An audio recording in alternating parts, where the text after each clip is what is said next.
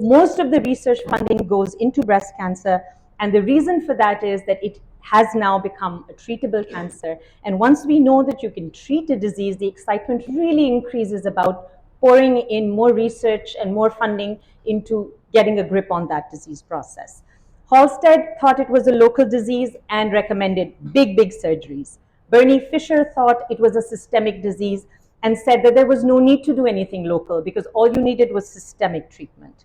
We've moved from horrific surgeries, removing everything on the chest, down to a little more subdued surgery, and then finally to this area where I am happy to say that more than 60% of patients in our hands do not end up with an amputation. We've gone down and de-escalated on breast surgery, and we've also de-escalated on the axillary surgery. Now, I'm sure आप लोगों को सबको पता है कि जो the biggest operation that we can perform on the axilla is a complete axillary lymph node dissection. Historically, there's 3 levels, 1, 2, and 3. 3-level dissection is done when there is grossly palpable nodes in all 3 levels. Standard axillary dissection is level 1 and 2. And then जो clinically negative axilla हैं, उनमें we do the small operation, which is now everybody familiar with, which is called the sentinel node biopsy. When we talk about the axilla and when we talk about progression in treatment strategies, we're looking at minimizing local regional recurrence, and we're also looking at minimizing treatment-related complications. ये दोनों चीजें बहुत important हैं. You want to do a good oncologic procedure, you have to absolutely make sure that you get rid of the cancer. ये पहला goal है. And the second goal is that when you're treating cancer, you want to try and minimize the risks as much as possible.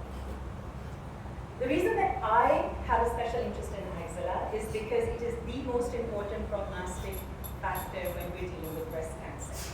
It guides us towards neoadjuvant as well as adjuvant treatments, and it is definitely very, very important in local regional control. जब हम axilla की assessment करते हैं, so the most important thing for a surgeon is examination, what we feel with our fingertips, right? So palpation is important, and then we have adjuncts in the form of an ultrasound, and then more recently we've also added the MRI to our armamentarium. Ultrasound में चीजें जो important है for you guys, you have to remember, is you have to look for a lymph node and make sure its cortex and medulla are intact. The cortex is symmetric, there's no bulge, and the thickness is about 2 millimeters. If you want, you can remember this number. If you don't, it doesn't matter. But you have to remember that the cortex has to be very thin, and the architecture of the lymph node has to look normal. हम समझते हैं कि हम as surgeons we're like really, really good. हम axilla palpate करते हैं या कहीं और examination करते हैं. So we think that we really know what we're looking at. Studies have shown that even a surgeon's hands are not really that good. The sensitivity is only 35%. False positive rates can be up to 40% in the axilla. So, us brave surgeons, we need a lot of help when we're assessing the axilla from ultrasounds, mammos, and MRI. I'm just going to take a quick poll and ask you guys कि आपके ख्याल में सबसे important कौन सा test है? MRI, ultrasound, या mammogram to assess the lymph nodes in the axilla? Just raise your hands quickly. कोई इतना trick question है, you're not getting points. Who thinks that it's the MRI? A few people. Who thinks that it's the mammogram? Okay. A few more. Who thinks that it's the ultrasound? Okay, so most of the people seem to think that it's the mammogram. I'm just going to correct you on that, and usually when you get corrected, you never forget. We have seen that the ultrasound is the most important test when we are assessing the lymph nodes in the axilla. These are just mammograms to show swollen lymph nodes pre and post chemotherapy.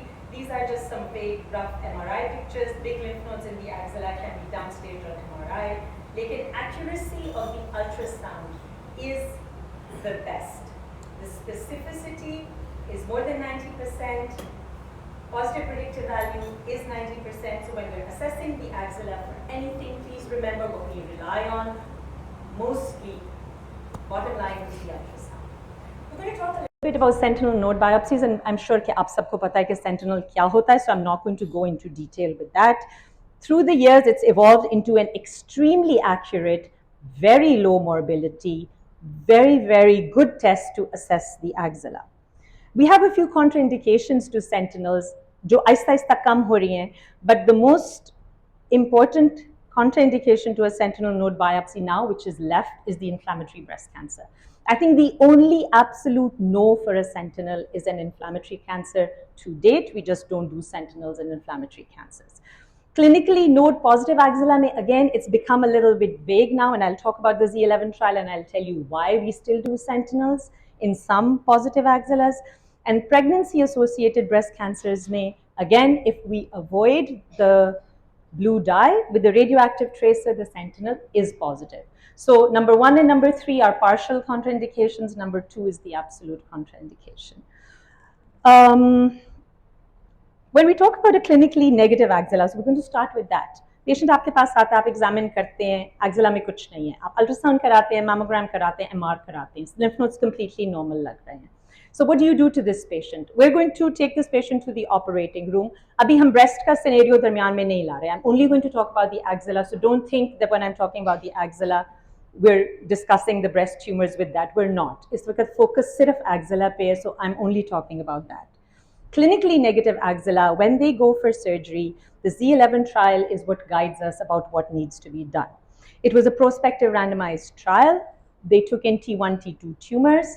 The lymph node status had to be negative, and on frozen section, fewer than 3 positive sentinel nodes. Randomization was done to axillary lymph node dissection versus adjuvant treatment. And the results that we have,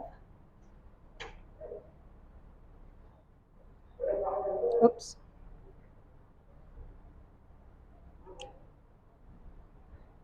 We're looking at primary endpoint was overall survival. Your secondary endpoint was disease-free survival, as well as local and regional controls. This is just a rough schema of what the trial was all about. And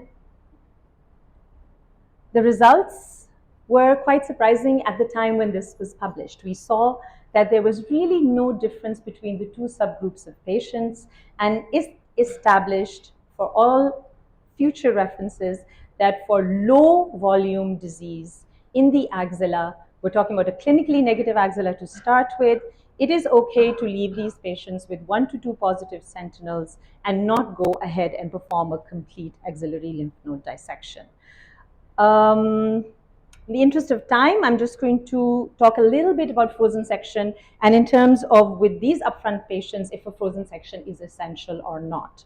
In our institution and in institutions worldwide, when the Z11 trial recommendations were adopted, everybody was doing frozen sections on all patients because that is what you needed to do to continue with the management of these patients. What we've started doing at Shaukat Khanum now is that we send all these sentinels for permanent section, because frozen section only comes back positive in less than 10% of patients. So we have decided not to do frozens on all these people, and we send them for permanent sections, and only those patients who come back with extranodal extension or come back with more than 3 positive nodes will go back for an ALND post adjuvant treatment. So us waqt on table ALND upfront patients में we are not doing.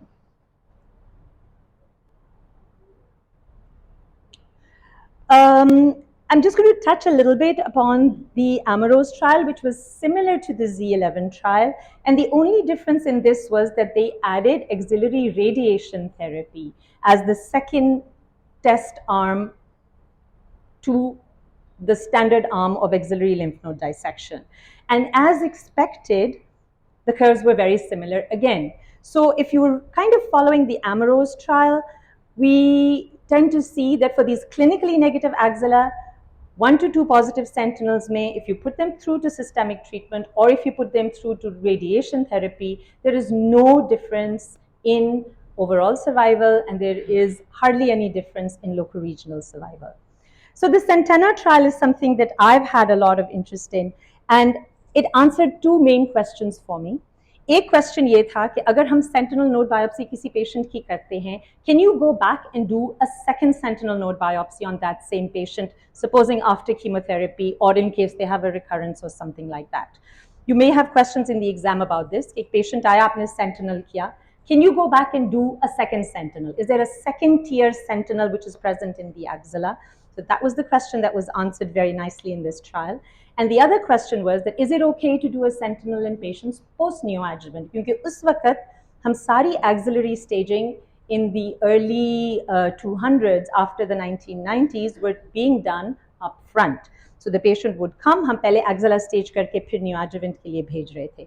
So the Centena answered two questions for us. The first question was, is there a second tier sentinel and can we do it? And the answer was no. It's an unacceptably high risk and a second sentinel is not accurate. So this was one question I think that was laid to rest after this trial. The other question was, is it okay to do a sentinel node biopsy post-neoadjuvant chemotherapy, or are the results all warped? And that was a very pleasant surprise because we realized that with certain parameters, post-neoadjuvant sentinels were very, very effective. And we came up with these guidelines, which are to date effective. The number of sentinels that should be procured after neoadjuvant chemotherapy should be 3 or more. Frozen section should be done on these patients. Dual tracer should be used on these patients. And any indication of tumor in these cells, even if it's a micrometastases, and in some studies, even if it's atypical tumor cells, should prompt the surgeon to go ahead with an axillary lymph node dissection.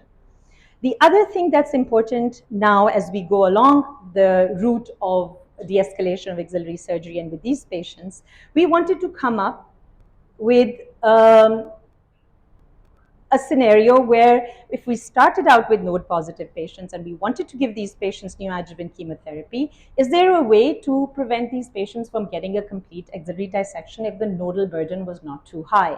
And that's where the clipped lymph nodes started coming in.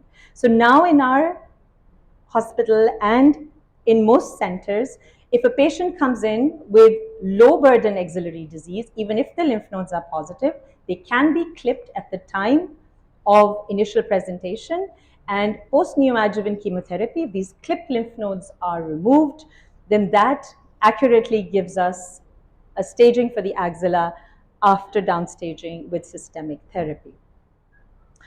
This we already talked about. So dual tracer, 3 sentinels, clipped lymph nodes had to be removed, and then the false negative rates came down to single digits, which are completely acceptable in these patients post-neoadjuvant chemotherapy. Again, targeted axillary dissection with clipped lymph nodes is something that has become standard. You need to be familiar with it for your exams, for your clinical practice, and we're doing it in our institution quite regularly. Another question that a lot of people still ask me, is immune histochemistry important for evaluation of sentinels? So the answer is, for upfront patients, we don't do it. For post-neoadjuvant patients, we routinely don't do it.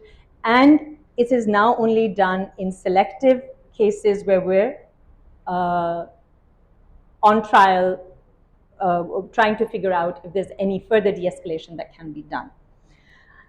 As I finish my talk, I'm just going to talk about 2 very important studies. There's the Alliance trial, and then there's the Taxus trial. You can remember the names, you can remember the schema of why these are being done, and I think that will give us a direction where we're headed in the next 10 years. The Alliance trial is a phase 3 randomized trial, which is comparing axillary dissection with axillary radiation in lymph node positive breast cancer post-systemic treatment.